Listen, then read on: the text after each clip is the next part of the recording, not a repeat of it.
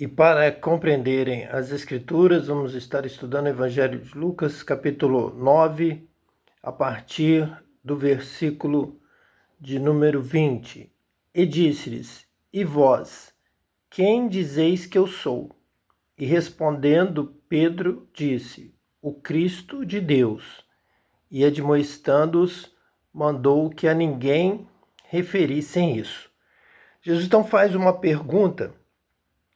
E nós já sabemos que os discípulos responderam, em primeiro lugar, o que o povo dizia a respeito de Jesus. E eles apenas o confundiam com João Batista, com Elias ou com um dos profetas mortos. Mas Pedro dá uma resposta revelada pelo Espírito Santo.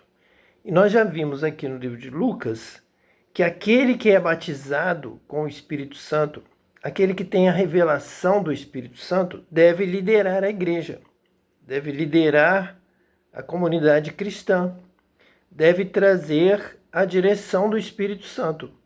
Esse deve ser nomeado em primeiro lugar, ou mesmo eleito, escolhido para ser o líder, seja em relação a uma igreja local ou até mesmo a uma igreja mundial.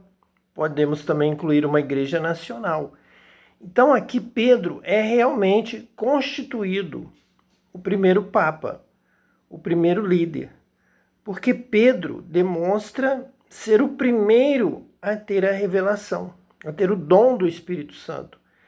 Quando ele afirma o Cristo de Deus, ele demonstra que está numa condição mais elevada. Ele está numa condição espiritual. Ele tem revelação do Messias de Deus, do céu, do reino de Deus.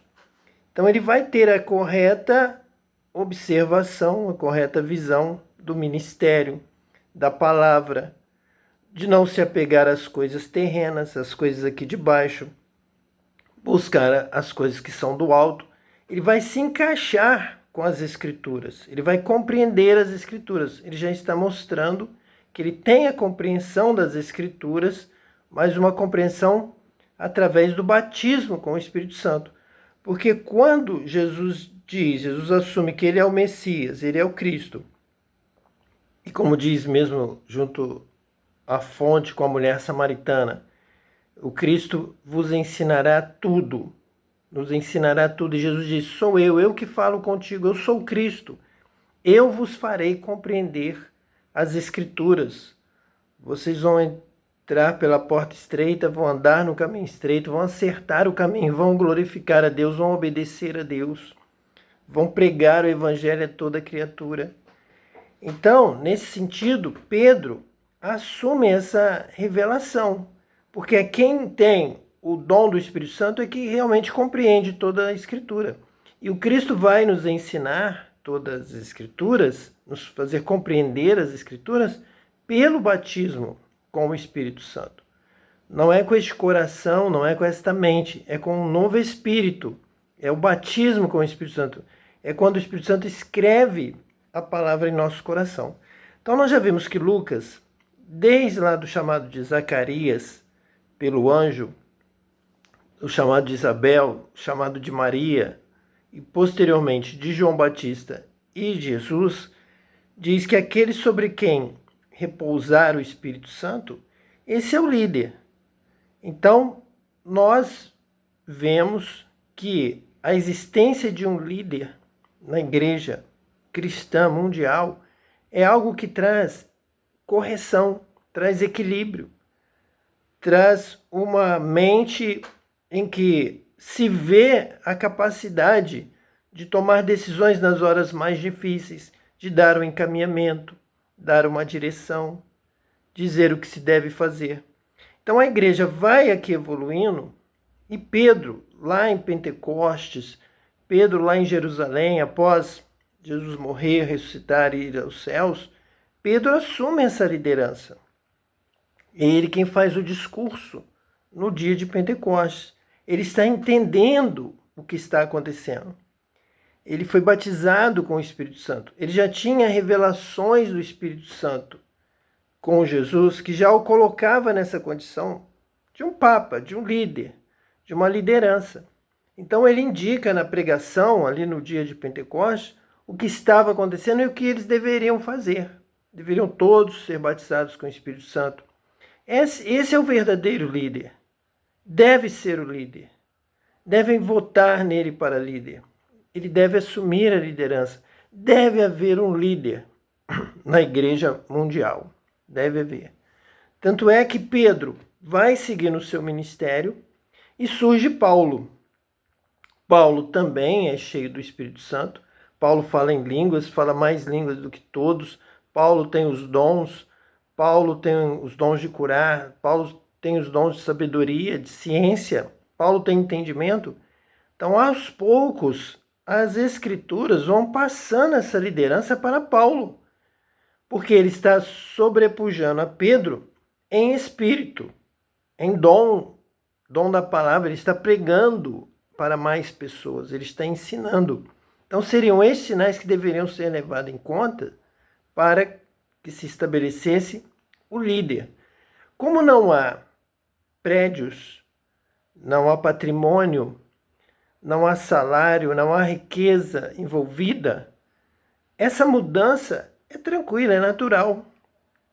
Vem Pedro, passa para Paulo, Paulo pode passar para Apolo, poderia surgir algum outro pregador que se destacasse, poderia ser na palavra, poderia ser nos milagres, nos sinais, nas curas, de alguma forma se destacasse e o povo todo observasse que aquele outro homem ou mulher, aquele outro líder, estava assumindo a liderança.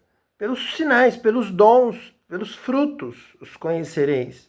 Mais frutos. Então seria o líder. E nessa sequência, nessa caminhada da igreja, líderes seriam levantados em cada lugar.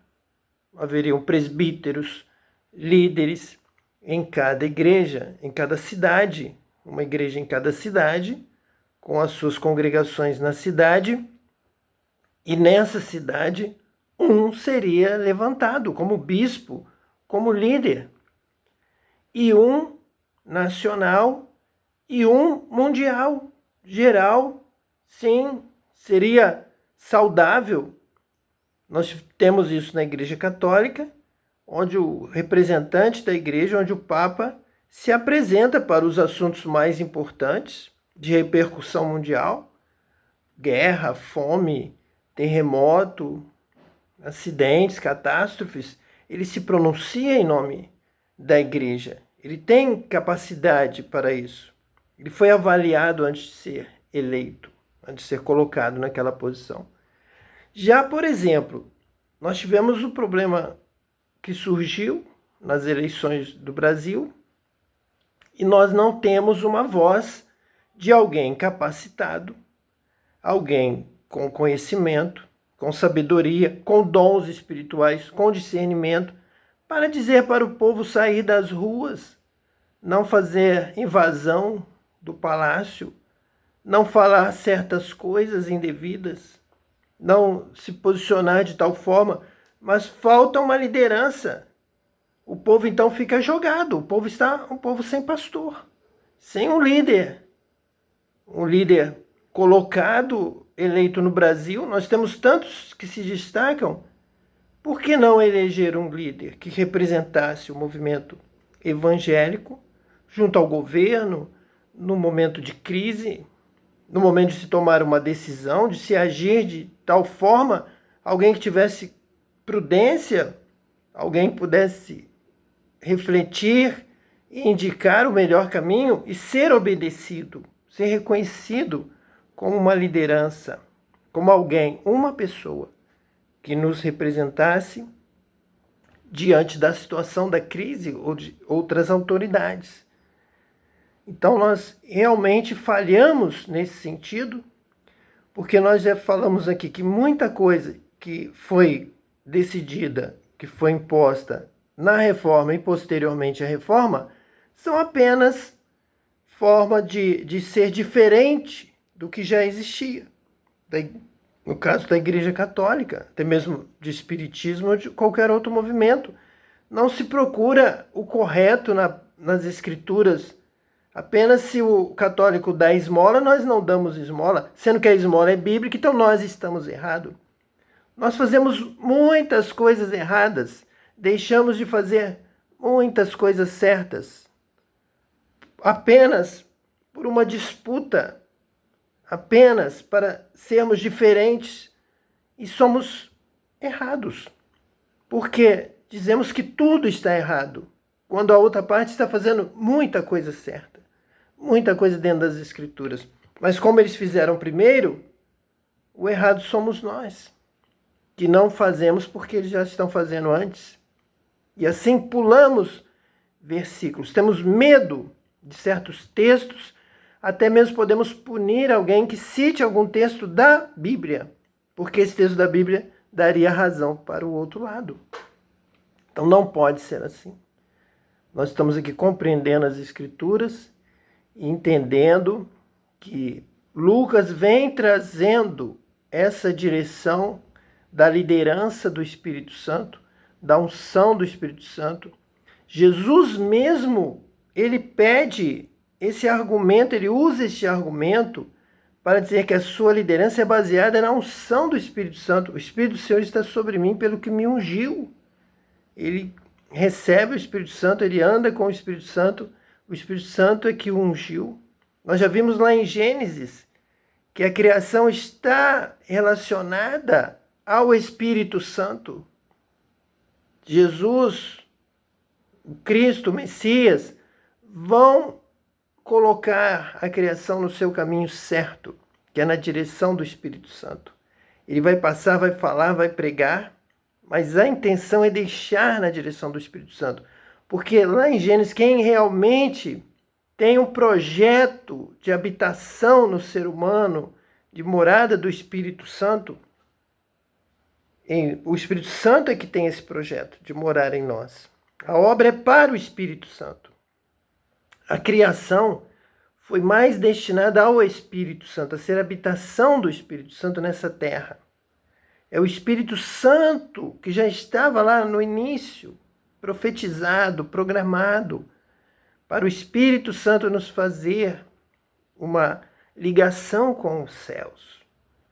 Então, o Cristo Jesus, quando chega diante de Deus, lá no trono do Pai, diante do trono do Pai, o Filho diante do Pai, ele já recebe ali a sua herança, recebe ali o seu prêmio, a soberana vocação, já recebe o que o Pai tinha preparado para ele, a promessa do Pai, e ele recebe, dentre as promessas, sentará ao seu lado no trono, recebe o Espírito Santo ali, e ele imediatamente derrama sobre nós, porque ali ele cumpre, ali ele conclui realmente essa passagem pela terra para nos purificar, para que pudéssemos receber o Espírito Santo, o Espírito da promessa, o Espírito prometido.